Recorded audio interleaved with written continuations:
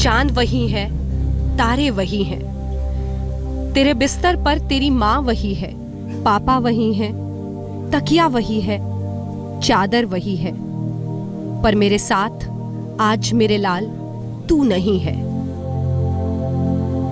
तेरे खिलौने देखूं, तेरी कार देखूं, पर मेरे चांद तेरा चेहरा मैं आज कैसे देखूं। छूता था कल तक इन सबको अपने हाथों से, यही सोचकर आज इन्हें गले लगा रही हूं। आंखें बंद करूं तो तू दिखे, आंखें खोलूं तो ओझल हो जाए। एक बार तूने जाते वक्त मां पुकारा तो होगा, काश मैं तेरे साथ होती, काश आज तू मेरे पास होता, काश काश काश। स्पेशल रिपोर्ट में एक बार फिर से आपका स्वागत है। एक मां का दर्द, पत्थर से पत्थर दिल इंसान भी इसे सुनकर पिघल जाएगा। तैयार करके स्कूल के लिए भेजा था दिव्यांश को उसकी मां ने, लेकिन दिन में ये खबर आ गई कि दिव्यांश अब नहीं रहा। इतने अरमानों के साथ सुबह स्कूल भेजा था, शाम में बच्चे की अर्थी निकल गई।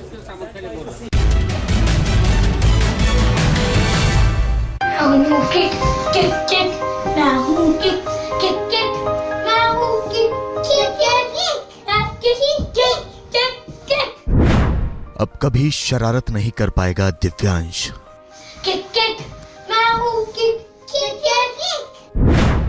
अब अपनी बहन के साथ कभी मस्ती नहीं कर पाएगा दिव्यांश। अब दिव्यांश के पापा अपने दुलारे बेटे का वीडियो कभी नहीं बना पाएंगे।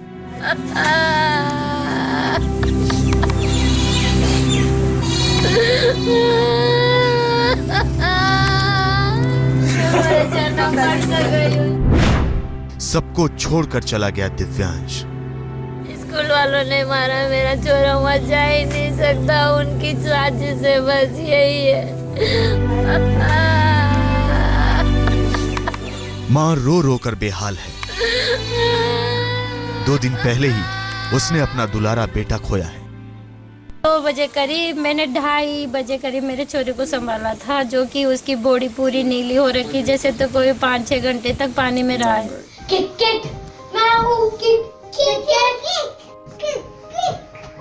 ये पिछले साल सितंबर का वीडियो है। दिव्यांश के घर वालों ने बड़े लाड से अपने लाडले के इन मस्ती के पलों को कैमरे में कैद किया था। इस वीडियो में दिव्यांश पूरी मस्ती में है। तस्वीर में देखिए, आम बच्चों की तरह वो भी अपनी छोटी बहन के साथ बिस्तर पर धमाल मचा रहा है। लेकिन अब ये वीडियो दिव्यांश के परिवार के लिए अनमोल यादें भर रह गई हैं, क्योंकि अब दिव्यांश कभी मस्ती नहीं करेगा, कभी धमाल नहीं मचाएगा, क्योंकि दिव्यांश अब इस दुनिया में नहीं है। दिव्यांश के घर वालों के लिए शनिवार का दिन मनहूस बनकर आया था। उस रोज स्कूलों में अमूमन छुट्टी होती है, लेकिन पोएम कंपटीशन में शरीक होने के लिए दिव्यांश स्कूल गया था। 6 साल का दिव्यांश दिल्ली के इसी high profile Ryan international school में पहली क्लास में पढ़ता था। शनिवार शाम दिव्यांश के माता पिता अपने दुलारे का इंतजार ही कर रहे थे कि तभी आई वो खबर जो पूरे घर की खुशियों पर वज्रपात कर गया। खबर आई कि स्कूल में टैंक में गिरकर दिव्यांश की मौत हो गई है। दिव्यांश के परिवार पर मानो गमों का पहाड़ टूट पड़ा था। हर चीज में अगर कोई बच्चा कुछ लाए नहीं तो अपना दे के आ जाता था। हर चीज में वो हेल्पिंग नेचर का, वेरी इंटेलिजेंट। दिव्यांश के माँ बाप का आरोप है कि गम की इस घड़ी में इससे भी ज्यादा कष्टदायक था स्कूल का रवैया। इस रवैये ने माता पिता के मन में ढेरों सवाल खड़े कर दिए हैं।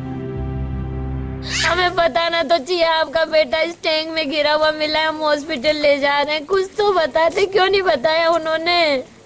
मैं पूछती रही उनसे, मेरे छोरे को किसने निकाला, कब गिरा ये टैंक में, कुछ नहीं बताते। अब कहते हैं एक 11th क्लास के लड़के ने, एक स्विमिंग कोच ने ढूंढा है, कभी कहते हैं इलेक्ट्रिशियन ने ढूंढा है, तो क्यों कहानियां बना रहे, सही बताओ ना। उन्होंने बोला आप चुप रहिए, इसी में फायदा है। और उसके बाद वो वहां से चले गए, बच्चे को छोड़ के हमें इन्फॉर्म करके। उसके बाद ना तो आज तक कोई फोन आया स्कूल की तरफ से, ना ही स्कूल की तरफ से कोई बंदा फ्यूनरल में आया ना पोस्टमार्टम में गया, मतलब उनकी कोई जिम्मेदारी नहीं है। उन्होंने बच्चा मार के मुझे दे दिया, आप ले जाओ इसको।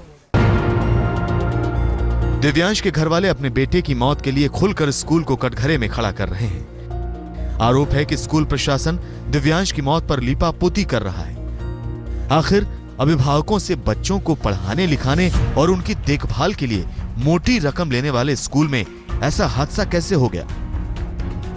क्या स्कूल स्टाफ ने बच्चों को राम भरोसे छोड़ दिया था?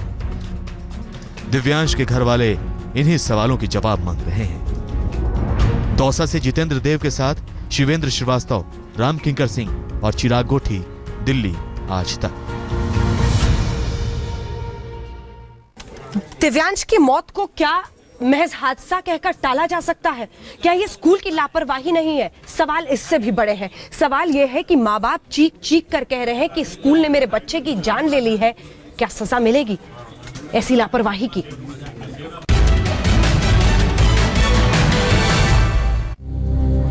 आंखें बंद करूं तो तू दिखे, आंखें खोलूं तो ओझल हो जाए। एक बार तूने जाते वक्त मां पुकारा तो होगा, काश मैं तेरे साथ होती, काश आज तू मेरे पास होता, काश काश काश।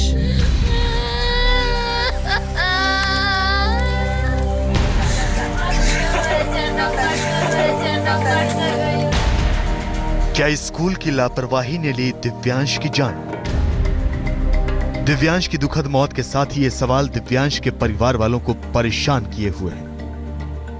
स्कूल वालों को सबको लो अंदर करो, उनसे पूछताछ करो, उनसे पूरी इंक्वायरी रखो कि मेरा बेटा वहाँ कैसे गया, क्योंकि वो जगह ऐसी उसमें घुस ही नहीं सकता वो।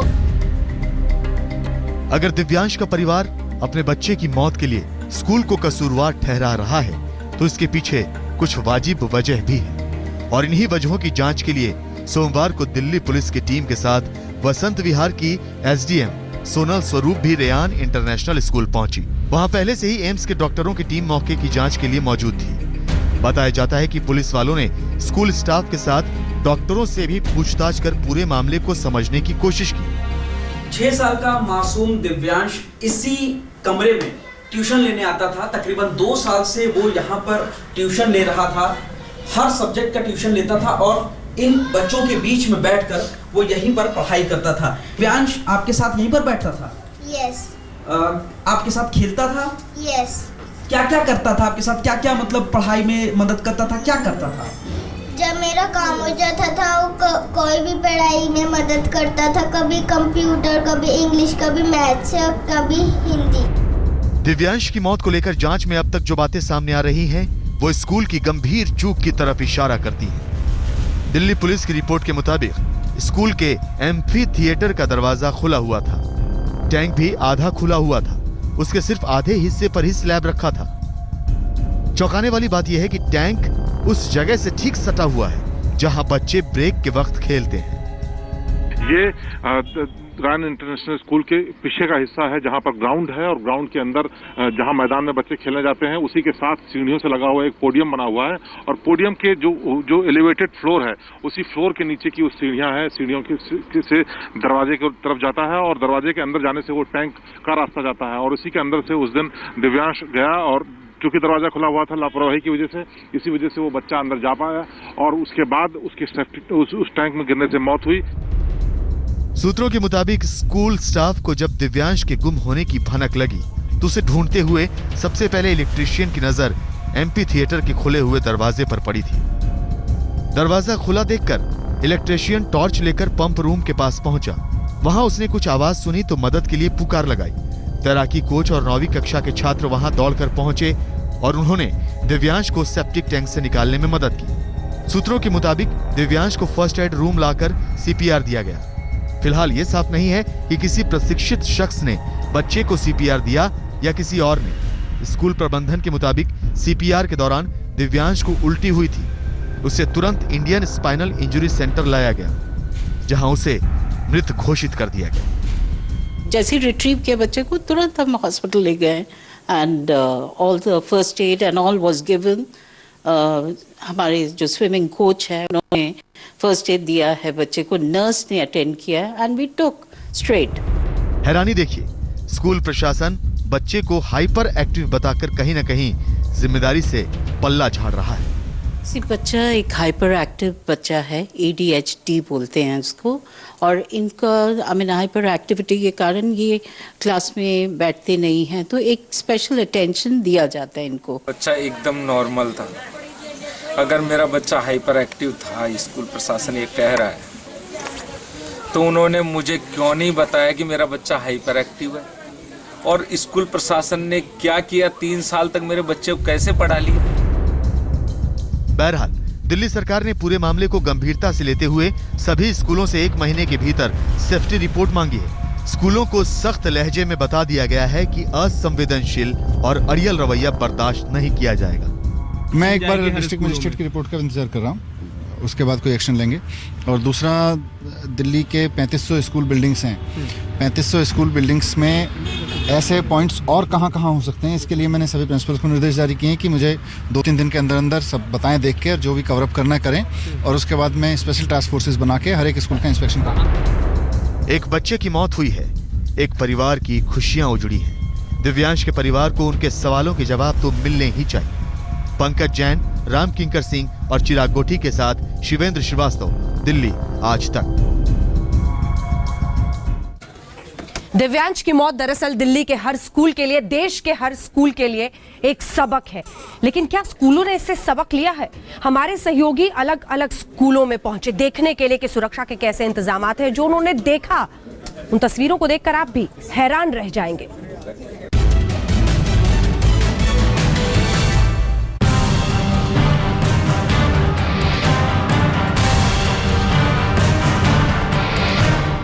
आधा ढका मेन होल, सीवर के ऊपर टूटा हुआ ढक्कन, जर्जर बूस्टर पंप का कमरा। लापरवाही की ये तस्वीरें हैं पूर्वी दिल्ली के 2 सरकारी स्कूलों की। रेयान इंटरनेशनल स्कूल में दिव्यांश की संदिग्ध मौत के बाद स्कूल में बच्चों की सुरक्षा को लेकर गंभीर सवाल उठ खड़े हुए हैं। एक सवाल यह भी उठा कि जब हाई प्रोफाइल प्राइवेट स्कूल में कथित तौर पर ऐसी लापरवाही हो सकती है, तो फिर सरकारी स्कूलों का क्या हाल होगा जहां आम आदमी के बच्चे पढ़ते हैं? इस सवाल का जवाब जानने के लिए हम सबसे पहले पहुंचे पूर्वी दिल्ली की गीता कॉलोनी के राजकीय सर्वोदय बाल विद्यालय में। यहां हमने जो कुछ देखा वो भयावह से कम नहीं था, साक्षात मौत को न्योता देने वाला मंजर। एक और मैनहोल यहाँ पर है, एक और मैनहोल की तस्वीर, ढक्कन आधा लगा हुआ है, आधा खुला हुआ है। ऐसे में आप सोचिए, अगर छोटा बच्चा यहाँ पर आता है जिसे समझ नहीं है और वो इसके आसपास खेलते हैं, और क्योंकि पूरा तरह से खुला हुआ है, कोई यहाँ पर दीवार नहीं है, कोई रोक टोक नहीं है, तो बच्चे खेलते खेलते यहाँ पहुँच सकते हैं। यहाँ से हम पूर्वी दिल्ली स्थित MCD के प्रतिभा विद्यालय में पहुंचे। वहां भी हालात वैसे ही मिले। इस वक्त हम एक दिल्ली सरकार के एक सीनियर सेकेंडरी स्कूल में, और यहाँ पर भी जब हम पीछे की तरफ आए तो हमें जो तस्वीर दिखी है वो ये है। ये देखिए आप, ये वो सीवर है, जिस तरह के सीवर्स में बच्चे गिरते हैं, और ये ढक्कन पूरी तरह से टूटा हुआ है। इस पर टेम्परेरी व्यवस्था की गई है, ये पत्थर रखा हुआ है, लेकिन यहाँ पर ये खतरा बिल्कुल साफ है कि अगर किसी भी छोटे बच्चे का पैर इसमें जाता है, या इवन बड़े बच्चे के पैर की अगर हम बात करें, तो आप हालत देखिए, ये बोरी लगी हुई है। तस्वीरों से साफ है स्कूलों में बच्चों की सुरक्षा से समझौता हो रहा है। माँ बाप अपने जिगर के टुकड़े को बड़े अरमानों के साथ यहाँ भेजते हैं, लेकिन लापरवाही की इन तस्वीरों ने यकीनन सबको झकझोर दिया होगा। रजत सिंह, दिल्ली आज तक। इसी के साथ, इसी खबर के साथ स्पेशल रिपोर्ट में हम रुक रहे हैं ब्रेक के लिए, लेकिन ब्रेक के उस पार जब लौटेंगे तो वो लोग जो देश में असहिष्णुता की खूब बातें करते हैं, उनके लिए एक दिलचस्प खबर होगी। देखते रहिए आज तक।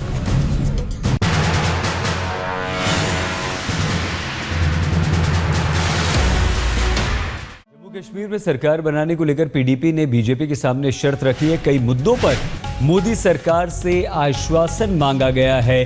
पाकिस्तान के साथ बातचीत के अलावा कश्मीरियों के